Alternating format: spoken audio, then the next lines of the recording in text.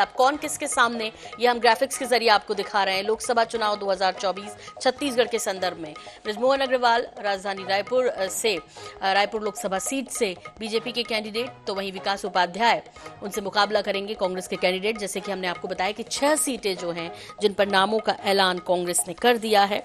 और फिलहाल इस वक्त की बड़ी खबर, कुल पूरे देश की यदि बात की जाए तो 39 कैंडिडेट्स के नामों का ऐलान कांग्रेस ने अपनी लिस्ट में किया है।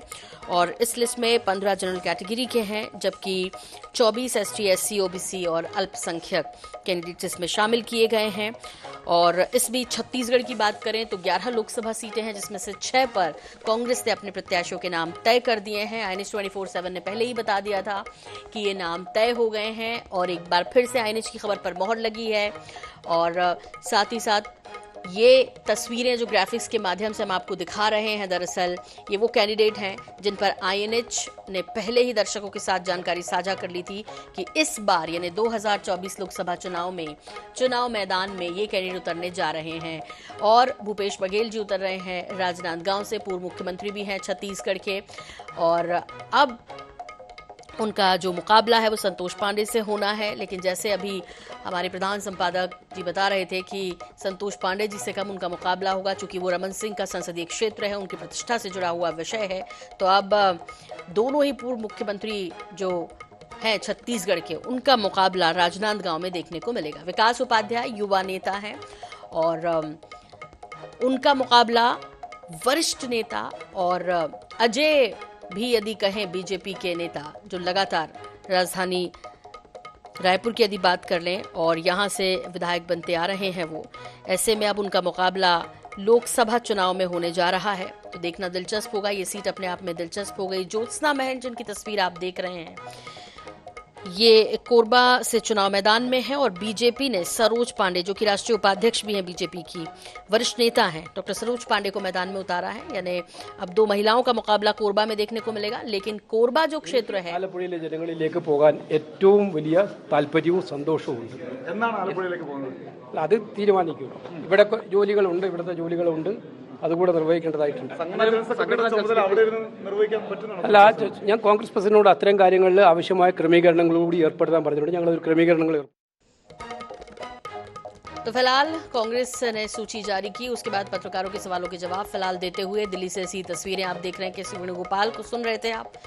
और इस बीच हम लोकसभा चुनाव 2024 में छत्तीसगढ़ में किस किस के बीच मुकाबला होने जा रहा है, क्योंकि बीजेपी अपने सभी कैंडिडेट चुनाव मैदान में उतार चुकी है। यानी 11 लोकसभा सीटों पर कांग्रेस में फिलहाल 6 ही नामों पर मोहर लगी है, जो आईएनएच पहले ही बता दिया था।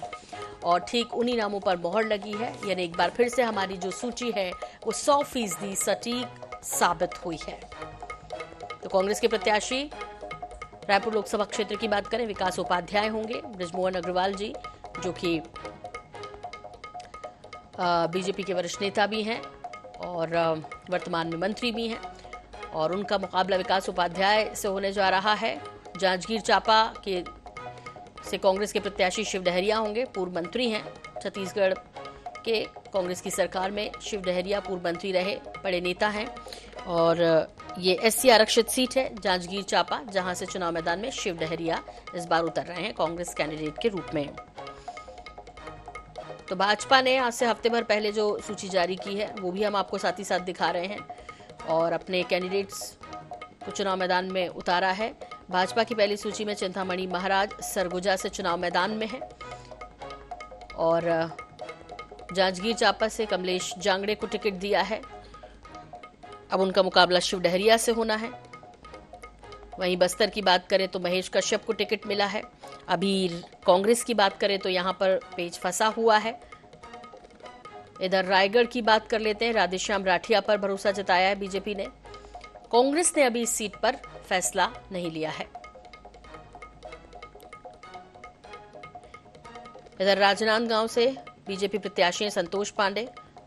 अब उनका मुकाबला भूपेश बघेल जी से होना है, पूर्व मुख्यमंत्री छत्तीसगढ़। डॉक्टर सरोज पांडे की तस्वीर आप देख रहे हैं भाजपा की पहली सूची में। कोरबा से ज्योत्सना महंत से मुकाबला होना है उनका। तोखंड साहू बिलासपुर से चुनाव मैदान में होंगे। कांग्रेस नहीं तय कर पाई फिलहाल। तो ये भाजपा की पहली सूची और कांग्रेस की पहली सूची हम दोनों ही आपको बता रहे हैं। कि कौन कौन कैंडिडेट अब आमने सामने हो रहा है। दुर्ग से विजय बघेल एक बार फिर से भरोसा जताया और कांकेर से भोजराज नाग पर विश्वास किया है पार्टी ने। तो इन लोगों के बीच मुकाबला देखने को मिलेगा, जिनके चेहरे हम इस वक्त आपको दिखा रहे हैं। फिलहाल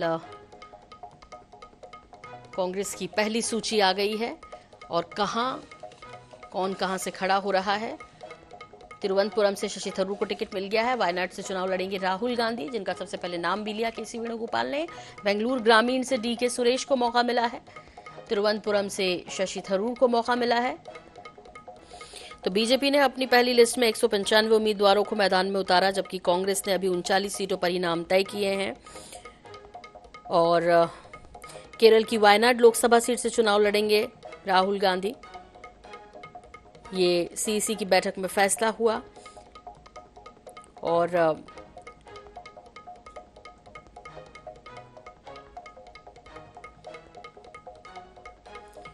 फिलहाल आपको बता दें कि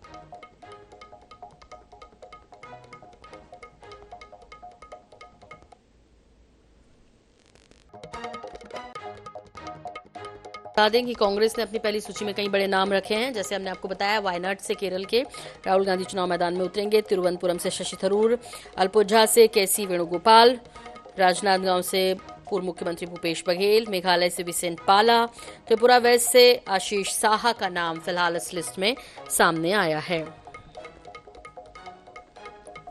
तो छत्तीसगढ़ में 6 सीटों पर नाम तय कर दिए हैं। जांजगीर चांपा से शिव डहरिया, कोरबा से ज्योत्सना महंत, दुर्ग से राजेंद्र साहू, रायपुर से विकास उपाध्याय, महासमुंद से ताम्रध्वज साहू को उम्मीदवार बनाया है। तो इस तरह छत्तीसगढ़ में अब लोकसभा चुनाव में कई सीटों पर मुकाबला बेहद दिलचस्प हो गया है। राजनांदगांव उनमें से एक सीट है।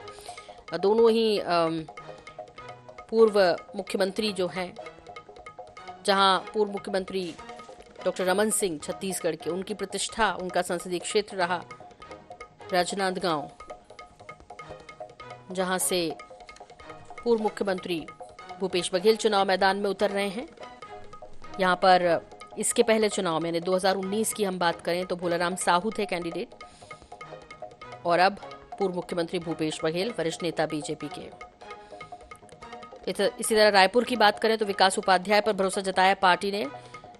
पिछले उम्मीदवार की बात करें 2019 लोकसभा चुनाव की तो प्रमोद दुबे उम्मीदवार थे, और 11 लोकसभा सीटें हैं छत्तीसगढ़ में, जिनमें से 6 पर नाम तय कर दिए हैं। बीजेपी ने अपनी 11 से 11 सीटों पर अपने कैंडिडेट्स के नाम का ऐलान कर दिया है। तो किससे किसका मुकाबला होगा ये हम आपको दिखा रहे हैं, कौन सी लोकसभा सीट पर होगा ये भी आपको दिखा रहे हैं।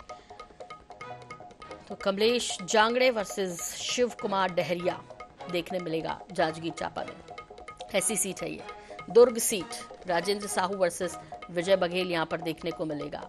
राजेंद्र साहू पूर्व मुख्यमंत्री भूपेश बघेल के बेहद खास कहे जाते हैं। सरोज पांडे वर्सेस ज्योत्सना महंत देखने को मिलेगा। यह सीट भी बेहद इंटरेस्टिंग हो गई, क्योंकि क्षेत्र है चरणदास महंत का, उनकी पत्नी वहां से सांसद भी हैं।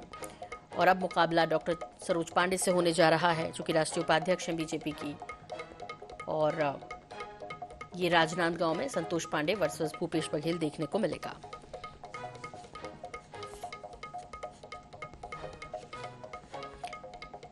इधर महासमुंद की बात कर लेते हैं, जहां पर ताम्रध्वज साहू इस बार चुनाव मैदान में होंगे। ये भी सीट बेहद इंटरेस्टिंग हो गई है। 2019 में कैंडिडेट धनेंद्र साहू थे, यहां से उनका टिकट कटा, ताम्रध्वज साहू को मिला यहां से।